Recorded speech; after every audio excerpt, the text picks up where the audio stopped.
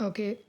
Next part of the manufacturing industry is aluminium smelting. It's another type of the mineral based industry in which bauxite is used as a raw material and used for the smelter purpose. And what is the aluminium smelting? It's considered as a substitute which can be used for steel, copper, zinc. It's little there is a number of industry. And why these number of industries using these? Because first of all, this is a light in weight. It's a resistance to the corrosion. जंग ना लग जाए. Clear. तो that is the major reason कि हम वहाँ पे aluminium use कर रहे हैं. It's a good conductor of heat. अगर एलुमिनियम यूज़ करते हैं तो हीट एक प्रॉपरली इक्वल फॉर्म में ही वहाँ पे स्टेबलाइज्ड फॉर्म में वहाँ पे होती है, तो इसके जलने का डर कम रहता है. मैलेबल है एंड स्ट्रॉन्ग जब इसको हम मिक्स कर देते हैं with the other metal. That is a aluminium. That is a second part after iron steel industry, mineral industry में.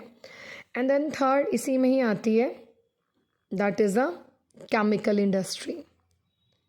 Chemical industries. अब केमिकल इंडस्ट्रीज़ की अगर बात करें तो we have to use for both large as well as small units. अब small units में यहाँ पे मैन्युफैक्चरिंग यूनिट्स की बात करी गई है. एंड अगर ग्रोथ की बात करें तो वहाँ पे it is a rapid growth. अब ग्रोथ आप पूछेंगे इन विच सेक्टर, तो growth in both the sector may be the inorganic sector और you can say organic sector also. That is a chemical industry. Then fourth जो industry यहाँ पे आती है, that is a fertilizer industry. Fertilizer industry is centralized. It's around the production of certain other fertilizers like mainly urea, and you can say there is a number of other combination of nitrogen, phosphates and potash, जिसको हम nitrogen N, phosphate is P, potash is K. हम इसको इस form में हम use कर सकते हैं. और इनके अगर हब्स की बात करें कि जहाँ पे इसकी लोकेटेड सबसे ज़्यादा यहाँ पर फर्टिलाइज़र, वहाँ पे G is for Gujarat, TN is for Tamil Nadu, UP is for Uttar Pradesh, P for Punjab and last it's Kerala. It's contribute almost half of the fertiliser production. अगर हम इन यहाँ पे पांचों की बात करें तो हाफ ऑफ फर्टिलाइज़र हमारा यहाँ से ही प्रोड्यूस होता है. देन नेक्स्ट हमारी यहाँ पे आती है, that is a it's a fifth. And fifth is a automobile industry. Automobile industry. अब automobile industry basically concern with the manufacturing of truck, buses, car, जो हम नॉर्मली देखते हैं. यू कैन से 3 व्हीलर्स एंड यहाँ पे हम बात कर लेते हैं, it basically use for 3 wheelers and multi utility services. Multi utilities जो व्हीकल्स होते हैं उसके लिए हम इसको यूज़ कर देते हैं. That is a automobile industry. Then इसी के नेक्स्ट जो इंडस्ट्रीज़ की अगर ऑटोमोबाइल इंडस्ट्रीज़ की बात करें तो यहाँ पे लोकलाइज्ड कहाँ पे है, जिसको हम हब बात कर रहे हैं, तो localised in D for Delhi, G for Gurugram, M for Mumbai, P Pune, C Chennai, K Kolkata, Lucknow, Indore, H Hyderabad, Jamshedpur and B Bangalore. तो these are the located in this particular area. तो यहाँ पे उनकी मैंने हब बात करी है जहाँ पे लोकलाइज्ड है. देन नेक्स्ट हमारी यहाँ पे आती है, that is the fifth is information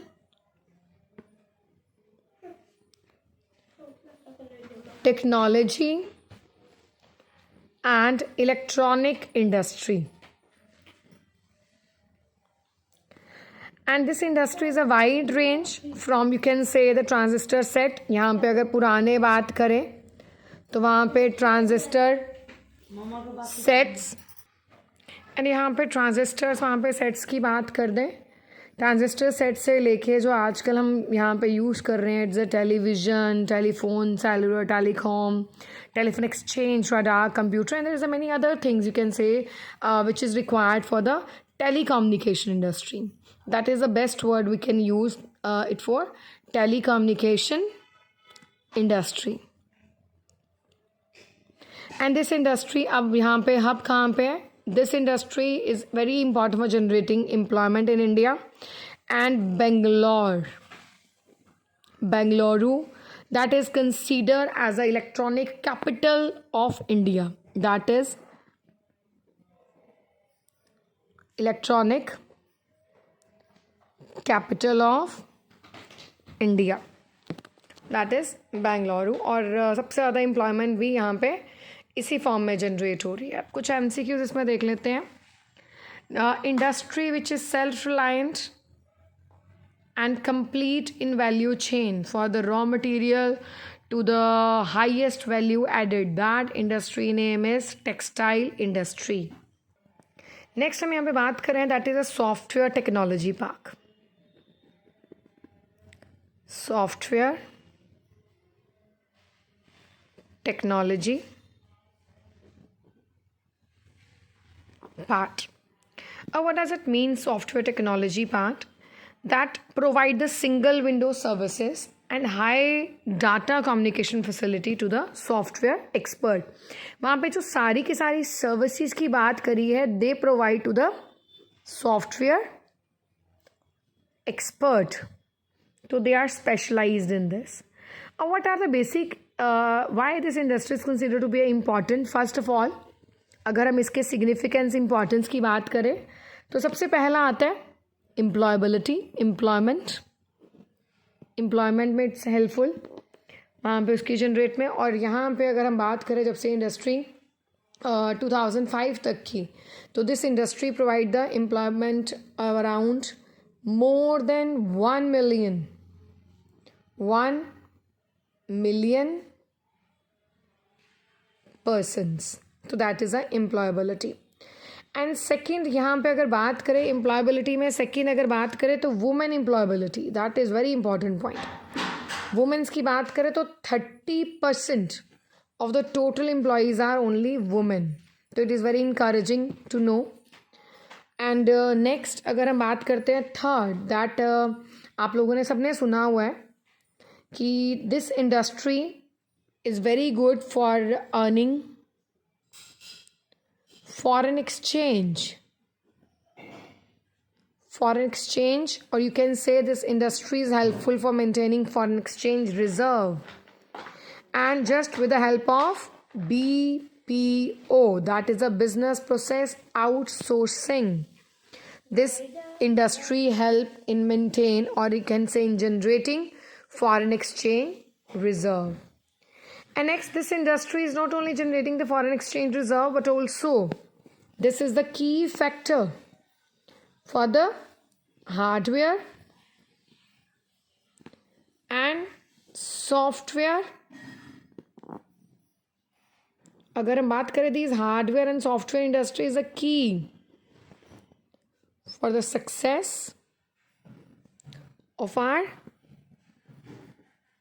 country, that is India. Okay, these are all about industries. अब नेक्स्ट क्वेश्चन कर रहे हैं, the consequences of the environmental degradation to not respect national and state boundary. तो यहाँ पे हम environment के degradation की बात कर रहे हैं. Environmental degradation. अब हम जब इंडस्ट्रीज़ की बात करते हैं तो वहाँ पे नंबर ऑफ़ इंडस्ट्रीज़ की हमने बात करी, एग्रो बेस्ड इंडस्ट्रीज़ की, मिनरल इंडस्ट्रीज़ की. बट ऑल दीज इंडस्ट्रीज़, अगर हम यहाँ पे ये बात कर रहे हैं कि with all these industry only then our economy can grow, our economy will improve with the growth of these industry. But at the same time अगर प्रोज की बात करें तो ऑटोमेटिकली साथ में कौन जाते हैं, कॉन्स आते हैं. तो ऑटोमेटिकली यहाँ पे एयर पोल्यूशन भी होगा, वाटर पोल्यूशन भी होगा, यहाँ पे लैंड भी पोल्यूट होएगी, यहाँ पे नॉइस पोल्यूशन भी जनरेट वहाँ पे होगा। तो ये हम उसको इग्नोर नहीं कर सकते। अब हम सबसे पहले बात कर रहे हैं, अब ये सारा का सारा जो पोल्यूशन है उसका मेजर इम्पैक्ट पड़ता है हमारी रिवर्स के ऊपर, रिवर वाटर्स के ऊपर। अब रिवर वाटर्स मैंने क्यों बोला, because that flows among our the different states, that is a major reason वहाँ पे हम रिवर्स की बात कर रहे हैं।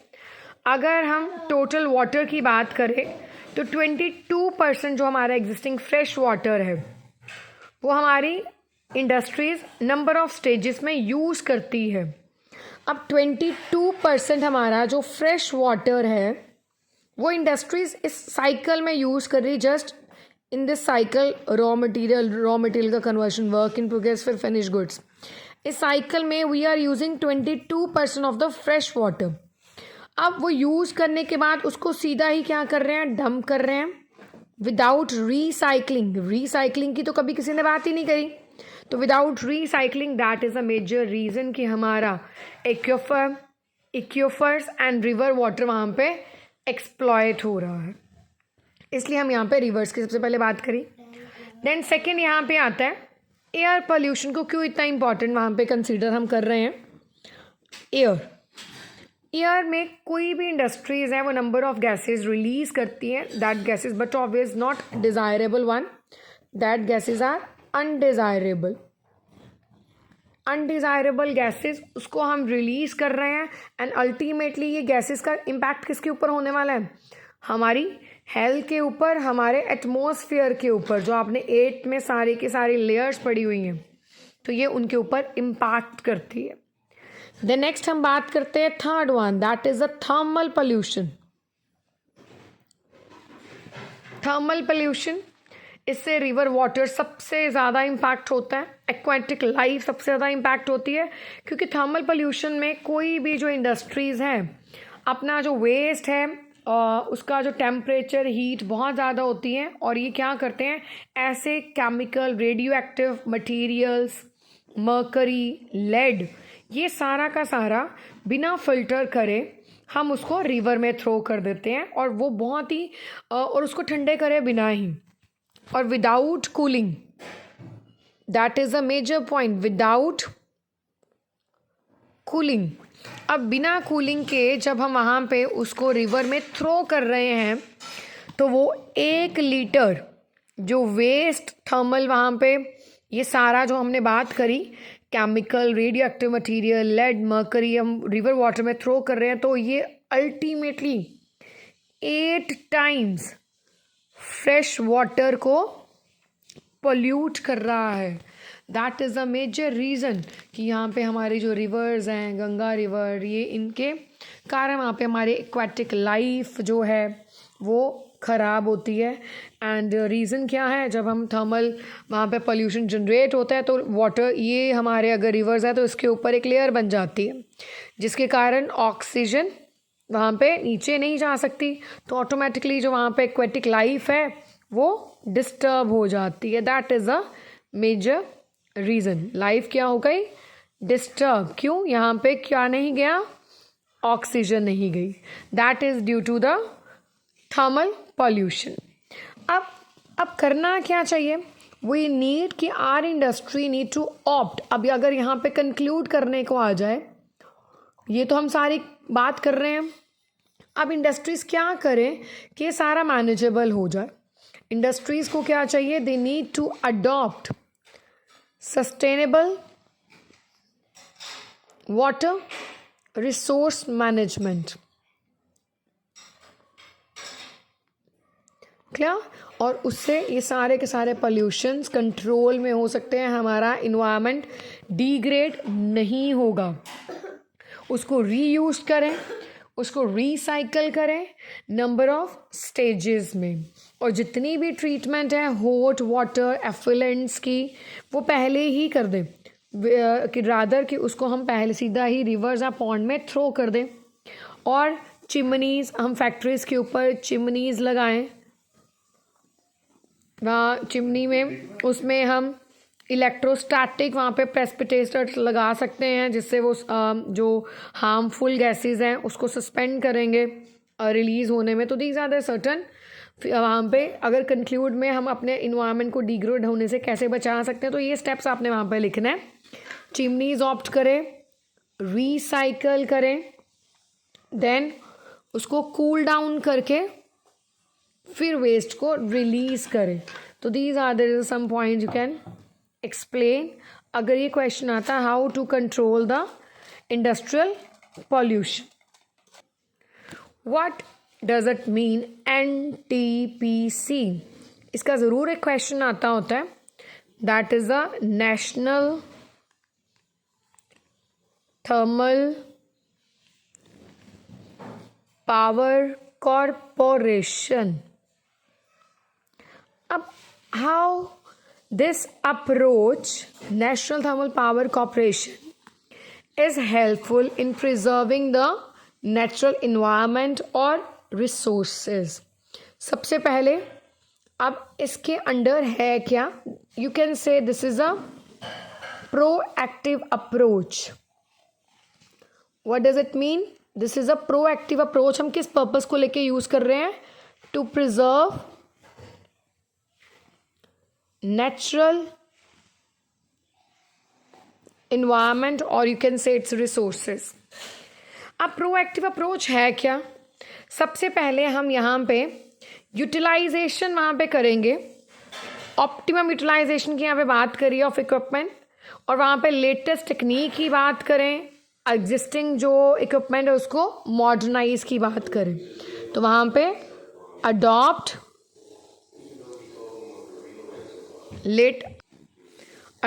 latest techniques and upgrade the existing one.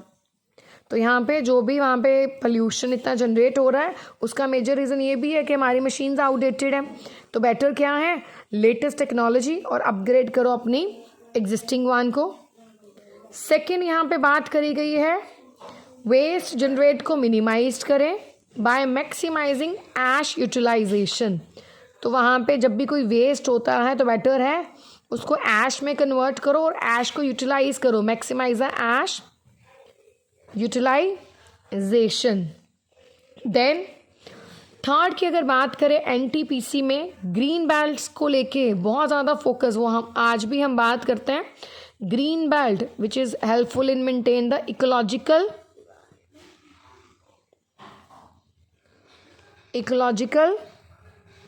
Balance, तो उसको लेके हम बात कर रहे हैं। और यहाँ पे आप ग्रीन बेल्ट को एक सिंपल वर्ड में वहाँ पे कर सकते हो, अफॉरेस्टेशन। देन फोर्थ यहाँ पे बात कर सकते हो हम वहाँ पे पॉन्ड मैनेजमेंट करें, सारा डंप एक जगह पे उसको कर दिया। वाटर रिसाइकलिंग सिस्टम ऑप्ट करें, और लिक्विड जो है जिसको हम थ्रो कर रहे हैं रिवर्स में, लिक्विड जो वेस्ट है उसको मैनेज करें। That is the NTPC approach जो प्रोएक्टिव अप्रोच है। एंड लास्ट में कुछ रिव्यूज़ हैं, कुछ डाटाबेस हैं, उसको प्रॉपरली मॉनिटर करें। अब यहाँ पे इतना सारा काम कर लिया, मॉनिटरिंग नहीं करेंगे, उसके रिव्यूज़ जनरेट नहीं करेंगे तो हमें पता ही नहीं चलेगा whether this approach is a productively working or not.